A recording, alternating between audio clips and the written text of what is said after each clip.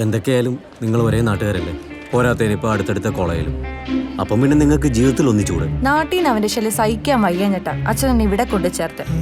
എന്റെ പൊന്നു ചേട്ടാ, എന്നെ വിട്ടേ. നീ ടെൻഷൻ എടാ വേട്ടമളിയാ, എന്തായാലും കുറ്റം പറയാൻ പറ്റില്ല, നല്ല കുട്ടി. നിന്റെ ശല്യം കാരണം അവള് നാട്ടിൽ നിന്ന് ഇവിടെ വന്ന് പഠിക്കുന്നല്ലടാ. അവളങ്ങനെ പറഞ്ഞാ.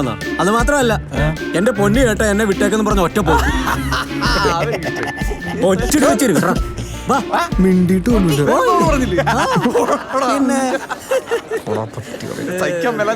ബാംഗ്ലൂർക്ക് വന്നത്.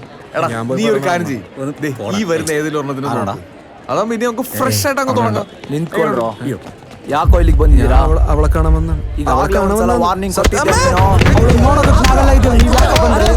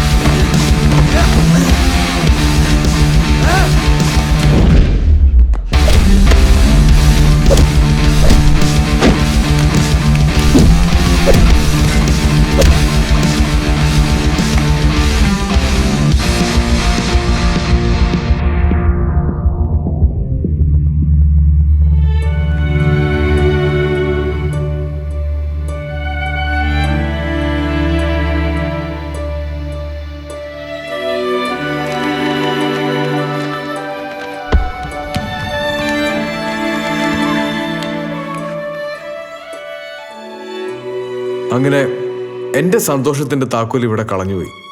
അല്ലെങ്കിൽ നമ്മളാണുങ്ങൾ ഇങ്ങനെയാ, എന്തൊക്കെ പറഞ്ഞാലും ചെയ്താലും നമുക്ക് കാത്തുവെച്ച് നമ്മുടെ മുന്നിലെത്തിയ നമ്മൾ പഴയതെല്ലാം മറക്കും.